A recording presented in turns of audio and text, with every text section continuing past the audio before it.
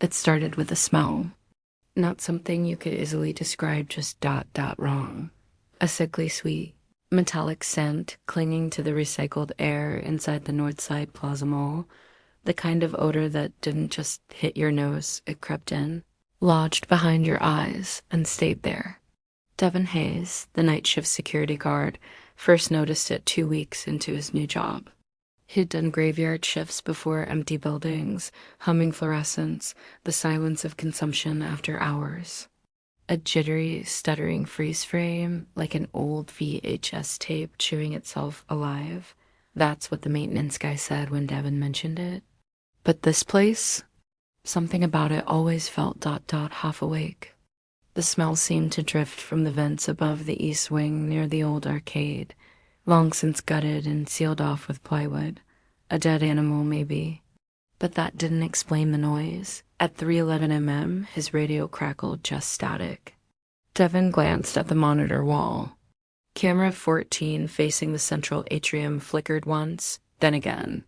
He rolled his chair back, staring. For half a second, the stillness broke. Something had moved up, not down, from the top right corner of the frame, as if something someone had slipped into the ductwork. He rewound, played it again, a blur, a smear of motion, gone. By the time he made it to the atrium, flashlight in hand, everything was silent. He tilted his head back and stared into the black rectangle of the air vent overhead. It yawned like a mouth. The smell was stronger here, coppery, earthy, and something else, like rotting paper.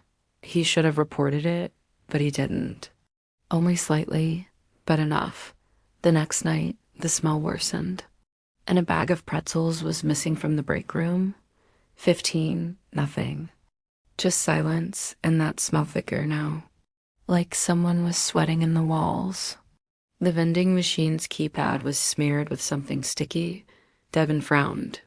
He checked the door logs. No entries, no alerts, just him. Maybe he was imagining things. First week jitters, long nights, studying him. But on the 5th night, something new happened. Strange things were happening, and they were too frequent and too precise to ignore. As Devin patrolled the west wing, a soft thud echoed from above. Not a mechanical noise. Not a vent clicking or the vaca kicking in. This was flush. One vent near the back hallway had something wedged in it. Devin stood on a chair and pried it loose, a body shifting its weight. He froze. A single playing card balanced on the vending machine's edge. Loose threads laid across tile seams. A half-eaten burrito from Devin's lunch, gone without a trace. Replaced by an unopened bottle of water from a brand the mall didn't even carry. Above the food court, one of the ceiling tiles trembled, faded, from a toy store that had closed 4 years ago. Above him, a thin metal hatch led into the ceiling void, technically not part of his patrol, but no one had checked it in years. He just sat on the edge of his couch, holding the brittle paper between gloved fingers. It was impossible. Devin raised his flashlight slowly and aimed it at the grid of ceiling panels. No camera covered that stretch budget cuts, but Devin noticed. He always noticed. A dense, animal-rig human, but not. They stared back, blank as ever. He stayed there for 10 minutes. He never saw anything, not that night, but he started keeping a knife in his boot. Just in case, it wasn't just one spiral, it was dozens. Some small, some massive, all connected, all deliberate. Devin started keeping a notebook, not out of boredom, but necessity. At first, it was little things.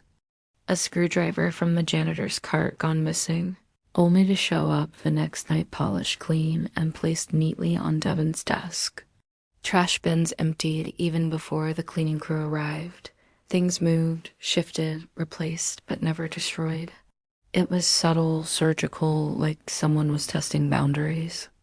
The ceiling tiles above the west corridor had begun to hang just slightly askew, like fingers had pushed them from below. He began leaving small traps, harmless ones. A dusting of flour near the break room door, Every night, something would be disturbed, but never seen. He checked the vent grills obsessively. Some had faint scuff marks along the edges, as though nails had scraped them during entry. A receipt, the timestamp read 3:13 am. Devin didn't sleep that morning. The toy store had been sealed shut and stripped bare. No entrances, unless... He returned to the mall that night early, 2 hours before his shift started, brought a headlamp and a crowbar. At 2:30 am, he climbed the maintenance ladder in Corridor B, just past the closed-down shoe outlet. With a soft grunt, he pushed it open. Dust rained down. He hoisted himself into the darkness. What hit him first was heat, and then the smell multiplied.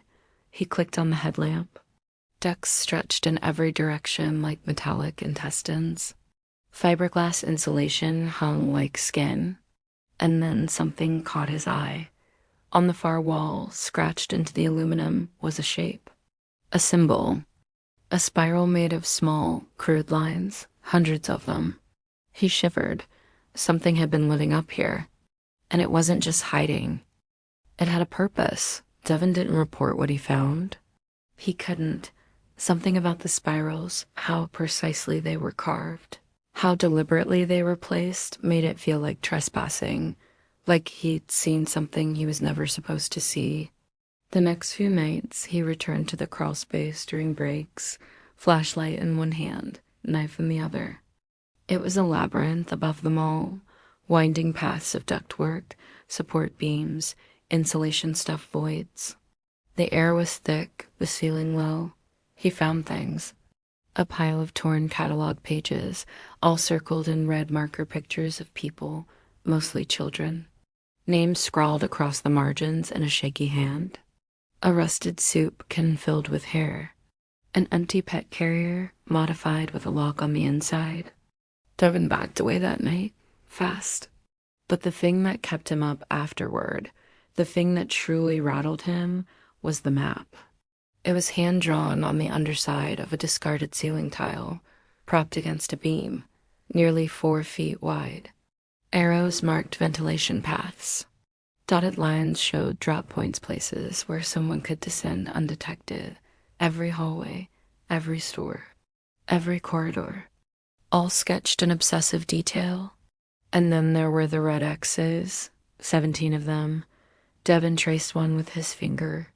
It matched the spot where he'd first seen the ceiling tremble. Another aligned with the break room. Another camera 14. Each one was a viewpoint, places to watch from above. Devin's stomach turned. Someone had been tracking him. For weeks. On the edge of the map, barely visible in the dim beam of his flashlight, were the words, "Underskin, no noise, no light. No time, stay still." He took photos of the map, dozens, but that night, as he left the crawl space, his boot caught on something soft. He looked down, no talking. The janitor looked up too long. He knows now. He's not here anymore. Beside it sat a cracked plastic tray with the remnants of crackers and peanut butter. Unreliable, no family. A sleeping bag flattened, frayed. Tucked beneath the pipes, invisible unless you were inches away, Devin knelt. A small journal lay tucked beneath the sleeping bag. Its cover had rotted with moisture, but the first page was legible. Day 4, they still think I'm gone. Good. Day 9, Ben's are safest. Day 16, the floor people don't listen. They sleep loud. It's easier that way. Devin stopped reading. He knew that name, Franklin Ruiz, the janitor. He'd disappeared 2 months ago.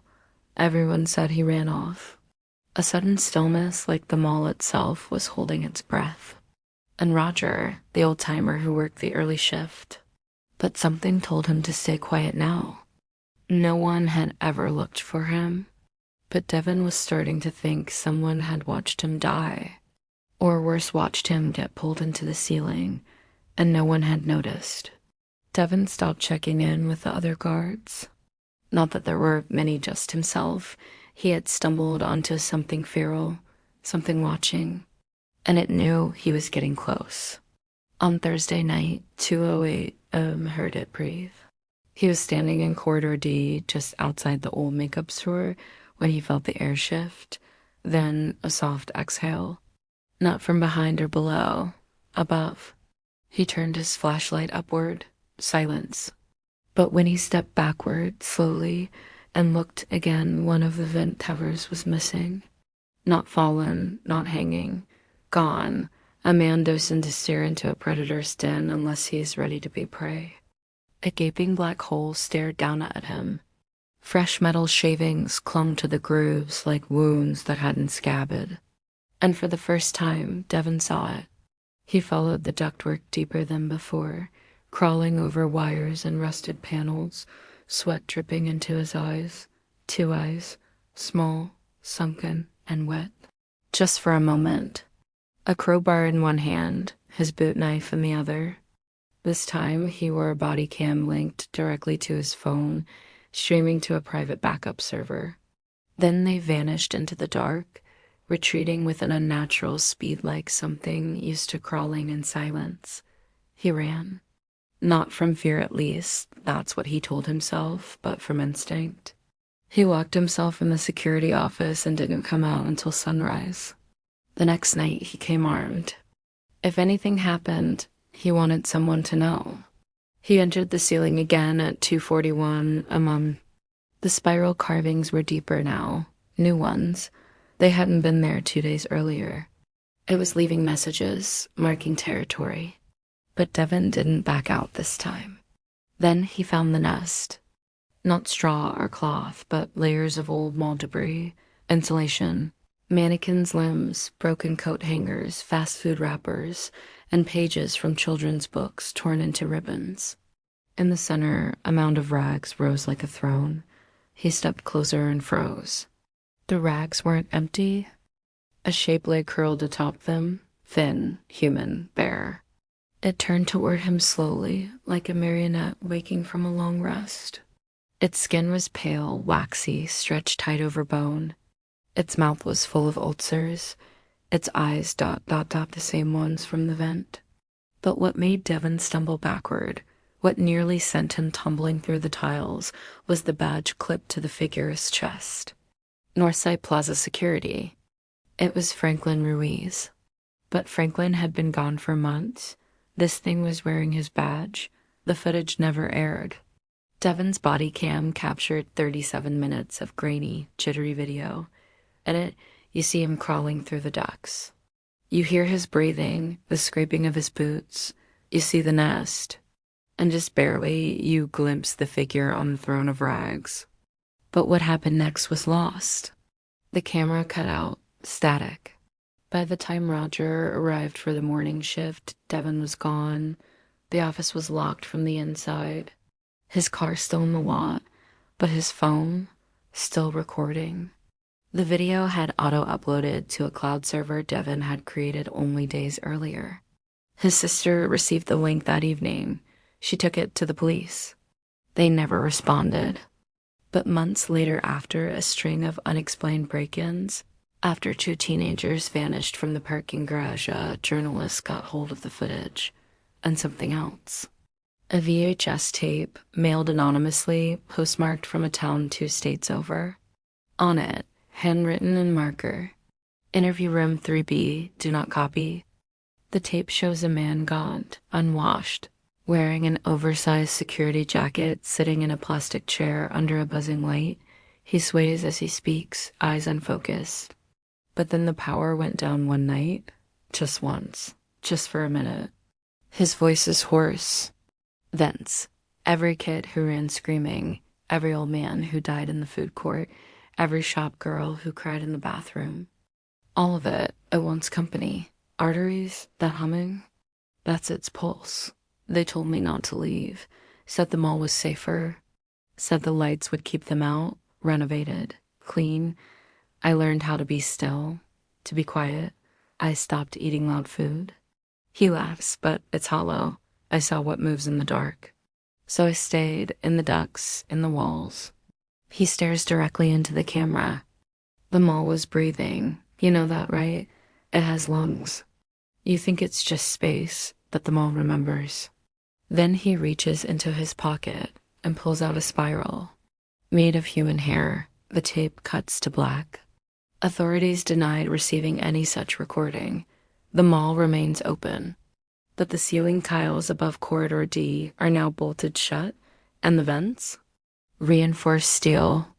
Still at night, if you walk past the loading docks, you might hear something shifting above you, breathing, waiting. Some say it's just the pipes expanding. But ask anyone who works the graveyard shift. There's a reason the janitors hum while they mop. They don't want to hear what's crawling overhead.